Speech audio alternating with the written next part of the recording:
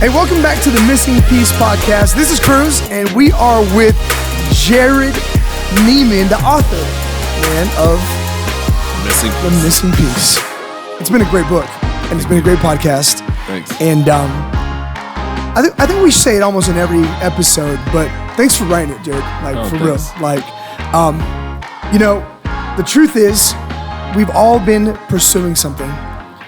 Didn't know it was peace, that we needed peace. Right? And the goal of our time together and the goal of this podcast is to help you find that, discover it, and bring it into your day-to-day. Right. And today we're talking about something really, really important. I think it's something that's hung in tension for a couple decades. Who's the greatest of all time? LeBron or Kobe or MJ? Oh, stop. It's Jordan, of course. I'm a Kobe guy, but it's Jordan. It's Jordan. Of course. Yeah. We're Lakers guys. I don't know why they talk about it, but it's Jordan. No contest. Right. No contest. And the reason I bring that up, right, is obviously you love sports. Yeah. We love sports. We talk sports all the time. But today we're going to be talking about your thought life, right? And I think it's so interesting, Jared, that even the greatest of all time have these moments in their story where they got in their own heads. Mm-hmm. And there was a noticeable difference in performance, in output, in disposition, right? Because they could not get out of their own heads, right? And, thought life is such a big deal to maintaining peace, right? How much of outward peace and living in peace stems from inward control and a healthy thought life? Well, I think it's really one of the major players within maintaining peace in your soul, right? So the whole thing comes back to your soul, which is the combination of your heart and your mind. So it's 50% of it. So what's in your mind, though, is actually the starting point of what will get into your heart. So we all have just insane amounts of thoughts, right? So they say that the average person thinks 70,000 thoughts a day. I mean, that's a lot of work. That's insane, right? Wow. Right now I'm thinking about how it is possible to have 70,000 thoughts while talking. Right? So the mind is an incredible thing. And we have thoughts, many of which are inconsequential and they don't matter. But your thoughts then define your thinking. And that is what matters. I kind of put it like this. What's the narrative of your mind? Because that's your thinking. Sure. And your thinking then affects what's in your heart, your emotions, your convictions, your beliefs. Your thinking will influence what you say. So obviously your thinking, your thought pattern, your predominant thought is a catalyst to your behavior, to your responses, to your choices, to your disposition of literally your face, your body. Yeah. Right? I've heard you tell people, hey, fix your face, right? Because they walking around, and as a leader, as a pastor, you're like, come on, man, show some joy, show some passion, right? But behind that, the question is, what's the narrative in his mind? What are you thinking? In her mind that is causing her to actually physically manifest, looking down, looking somber, looking sad. Yeah, you shared something with me a couple months ago, and you said a skill always begins with a mindset, begins with a thought, right? So your thought drives behavior. Behavior, the way you said it, behavior drives over a consistent time period, drives habits, right? And what you do habitually becomes a competency. You become good at it. Yeah, good or bad. Right? Or you become good at being bad, right? Or at being like a downer or being or whatever, right? And then over time, that competency becomes a skill. So the truth is, we can actually become skilled at either living in peace or living anxious, right? Living joyful or living down and pessimistic, right? That literally becomes a skill that we employ in our lives that began with, when we trace it all the way back, its origin story was what? A thought in our life. Right. It's a major deal, right? Proverbs 23 says, as a man thinks in his heart, so he goes, so his life becomes, right? And so I think this, Jared, like what I love about your book is that you really, again, confront us and you say, listen, it's not that complicated. It is heavy lifting. Like anytime you take control of your life, it's heavy lifting, but it's not that complicated. You can control your thoughts.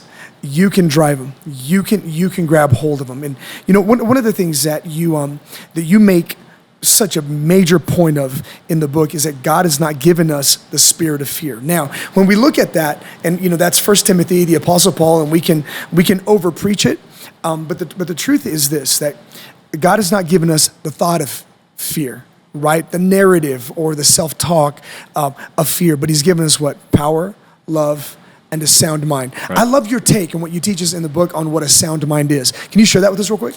Yeah, so the first thing to realize there is that if God didn't give you something, you don't have to accept it. So when I saw that and that thought came into my life, I remember thinking, well, wait a minute. Then why have I accepted things that God didn't give me? He didn't give me fear. He didn't give me torment. He didn't give me anxiety. He didn't give me depression.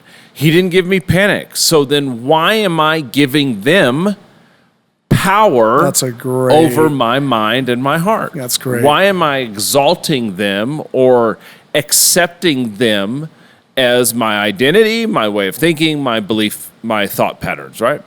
So then that begs the second question or thought is, then what did He give me? He gave me power, which is His faith and His authority through Jesus Christ. He gave me love, which is His unconditional love that saves our souls. But then He also gave me a sound mind. And that used to bother me. I mean, because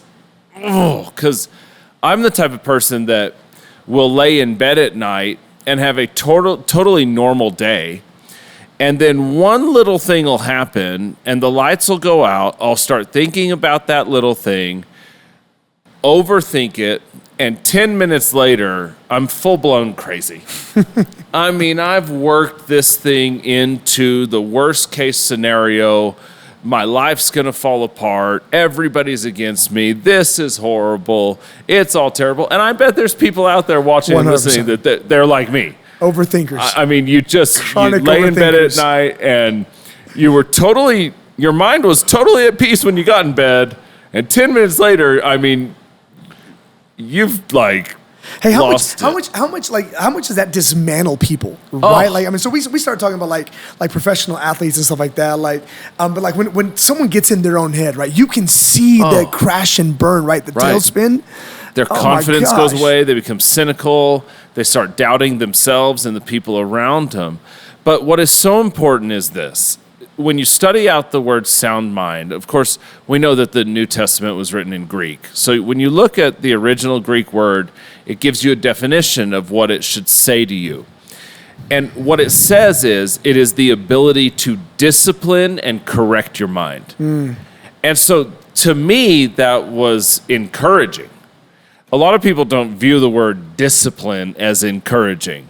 But what it says to me is, wait a minute, God gave me the power that I can bring my mind, my thought patterns, my thinking into discipline and correction, and I can take control of it. And if I can take control of something, then I can reap the benefits of what that produces.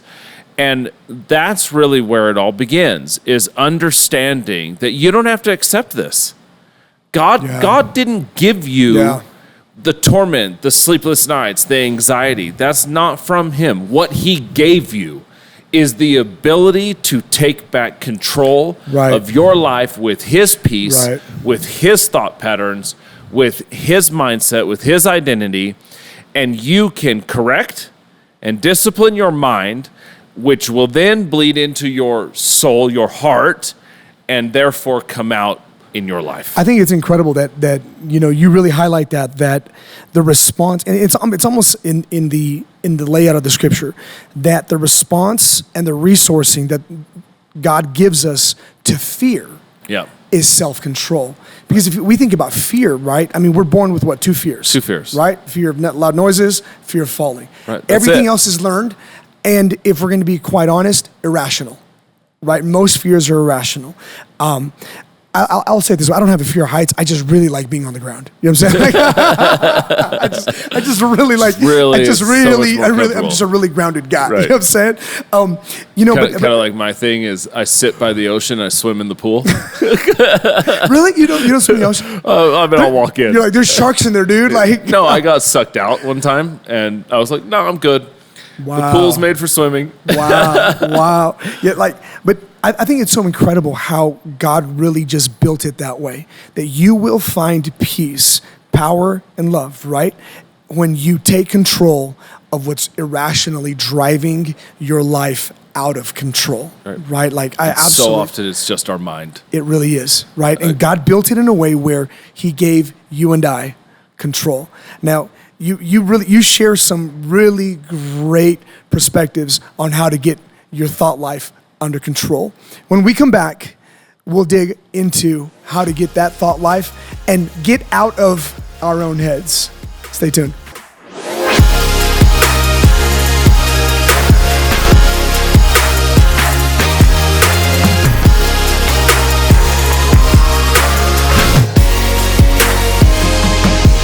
Hey, welcome back to the podcast. We're talking about the missing piece and how to get out of your head. You know, so much of your peace is found or lost in the argument in your head, in your thought life, right?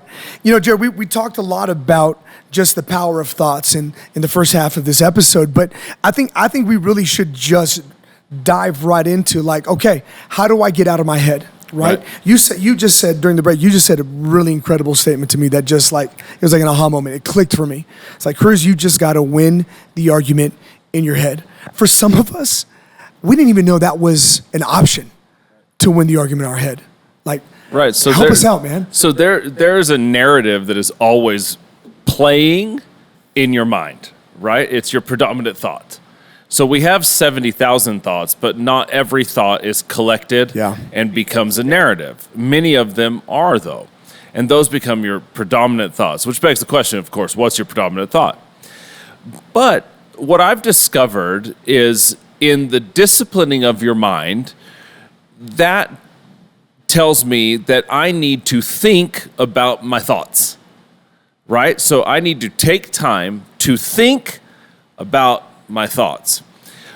All of us, no matter who you are, no matter how mature you may be, how successful you may be, no matter where your life may be, we all have good thoughts, bad thoughts, peaceful thoughts, tormenting thoughts. We have crazy thoughts. I mean, just wild. We have thoughts that are evil. They're foolish. They're insane thoughts. And we have thoughts that are gracious and loving and kind. We all have them. They come into our minds. And the Bible speaks of bringing your thoughts into captivity. And there's an amazing set of scriptures in 2 Corinthians 10, verse 5. And one day I was thinking about it. I think we were preaching on it in the church. And I just remember telling myself, Jared, you've got to start winning the argument in your mind. And it just like a light went off. And I realized, I and many of us will argue everything. I mean, you see people arguing on Facebook with people they've never met. Right. About politics, religion, stuff that's inconsequential. Stuff they have no control over. They'll argue about movies and restaurants. We'll argue with our spouse. We'll argue with our boss. I've seen people argue with the person on the freeway while driving 65 miles down the road with their kids in the back, and they'll argue with someone about being cut off. We'll argue politics. We'll argue religion. We'll argue our views on whether or not gun control. And I mean, we'll just argue everything. Everything. We'll argue about where to go to dinner on a Friday night. We will argue and argue and argue, but we will not argue with ourselves. And so in our lives, there will become a narrative or a soundtrack or a predominant thought that comes into our identity, into our processes, that is contradictory to what God thinks about you. And those thoughts need to be thought about, and then they need to be disciplined, right? What is discipline? Discipline is saying no to something so you can say yes to something later. Or it is correcting a behavior so that you can produce a consequence that this behavior is not allowing you to live in, right? It's saying no to the dessert and saying yes to exercise so you can have a better 1 hour appointment with your cardiologist a year from now, right? So, like, do you want the dessert? Of course you want the dessert. But what you really want is not have a heart attack, right? What you really want is to not have high blood pressure or a high sugar count. So you say no to that. You say yes to going for a walk so that you can enjoy the benefits of being healthy. The same thing needs to happen in our minds. Sometimes, and I know this is blunt, but sometimes we actually have to start telling ourselves to shut up. We have to tell ourselves to knock it off. We have to start arguing. Stop arguing with some dude who doesn't have a profile picture on Facebook, and start arguing with the negative mindset that you have in your thought process. Stop allowing the enemy to tell you that you're a loser and contradict it. Like, if someone else walked up to you and said, you're a loser, you would argue with them. We'd have some words. Yeah, absolutely. Yeah, you wouldn't allow them to say that to you. Yeah. But you'll tell yourself that and just go, yeah, that's What's incredible that I'm hearing you say is this one line, as you're talking, I'm hearing this one line. Cruz, self-discipline will cure self-deception. Yep. Right? It'll fix it. Brilliant. You know, and like, how often do we Can you say that again? I will say it again. Self-discipline becomes a cure for self-deception. Yeah, that's brilliant. Right? We will. Can I edit my book? 100%. Right? Like that's yours. Right? Like, but I mean, how often do we talk? Just agree because we're agreeing with ourselves? We'll talk ourselves into stuff that's not true, stuff that is like so far from reality. It's toxic. It's incredible. But the moment I can discipline it, and here's what I love about your book, what I love about just how you process, is that, again, you make it so practical, so simple, right? So self-discipline. If I can stop and say, what am I thinking? Why am I thinking it? Why am I thinking it? What am I thinking? Who told me to think that? Right? Right. If I have enough, what am I thinking? Why am I thinking moments?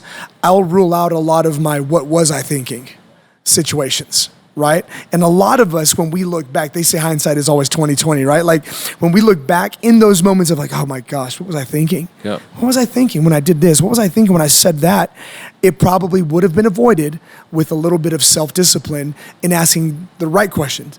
Why am I thinking this? Right. Why am I feeling this? What is this going through my head right now? You know. So what are some consistent thoughts in your mind? I'm just gonna put you on the spot, man. I'm gonna pull it out. Sure. What are some consistent thoughts that you have to discipline and that you have to check in your own thought life? Well, there's a few of them, and it's taken a process. I get very angry thoughts. I do. I'm naturally. I've had to like rebuild my entire personality over years, but naturally, I'm an angry person, which is ironic that I'm like writing a book on peace. Well, maybe that's what actually the journey brought me to that place. But they still try to pop up, and I will get overly angry. I mean, like enraged on the inside of me. And I have to tell myself, Jared, stop it. Knock it off. Change your thought on this. Just stop it.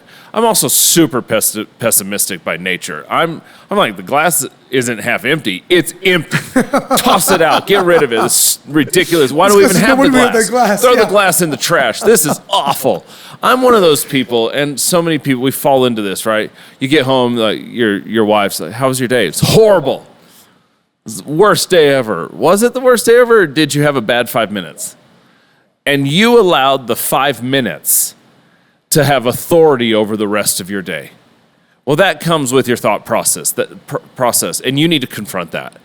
And I think those are the two biggest things with me is I have to control my anger, those angry thoughts, and I want to lash out. By nature, I want to like respond with words, and if they hurt me, I want to hurt them back, and you can't do that. That's never produces anything good. Never. So I really have to tell myself to chill out. And I have to remind myself to be positive. I mean, I will criticize myself. You know me really well. I can walk into things and see what's wrong immediately. I mean, a lot of times that's actually what I do with our team. Like, people come to me with the problem and I'll see through it. But that's because I see problems. Like, by nature, It's like, I just see what's wrong with everything. And so I have to force myself, no, stop it, Jared. Like, just stop it. There's a lot of good there. I think I love hearing you talk about it, because there's a lot of I have to. That's the case though, right? That's the key. It. Like, I have to take ownership. You have to do it. Only I can do it. Right. Like I can be influenced. Discipline is no one's responsibility except yourself. That's a big deal. Right? Like, nobody can discipline you but yourself. It's on now, me. when you were growing up, your parents could give you discipline. But even as a child, you could choose to respond to that discipline with obedience the next time, or more disobedience. No one can make you eat healthy. Nobody can make you be nice to your wife. Nobody can make you show respect to the people around you. Nobody, as Jesus says, right? Love your neighbor. Nobody can make you do that. Nobody can make you treat others the way you want to be treated. That is discipline of your behavior, your mindset, your mentality, and you're the only person who can do it. No one else is coming. No one else can do it. God can't discipline you.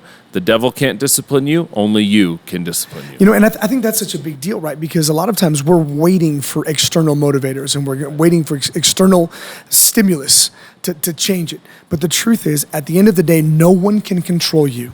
You always have a choice, right? Like they can influence you. They can influence how you feel. They can influence the thinking or the thoughts that come through. But at the end of the day, no one can control you. That's on me. That's on you, right? I think that being able to peace and connect, taking control of my thoughts and grabbing my thoughts and saying, when I do that, I live the life of peace. Right? Like, when I grab them and I take control of them, they no longer rob me of my peace, right? My dad shared this with me years ago. My dad's old school, Jared. My dad's a World War II veteran, right? And so he's got some really cool little adages and stuff. But he said this. He said, "Son, look, thoughts are like birds." Right? And I was talking with him about my thought life when I came back to faith, like for real, when I came back to Jesus for real. I grew up around church. I'm a pastor's kid also, right? And so I grew up around church, and but I had my own journey. And so when I came back, I would really beat myself up over my thought life. I would really just feel really, really ashamed and really guilty that I still had those thoughts. Do you know what I mean? Right.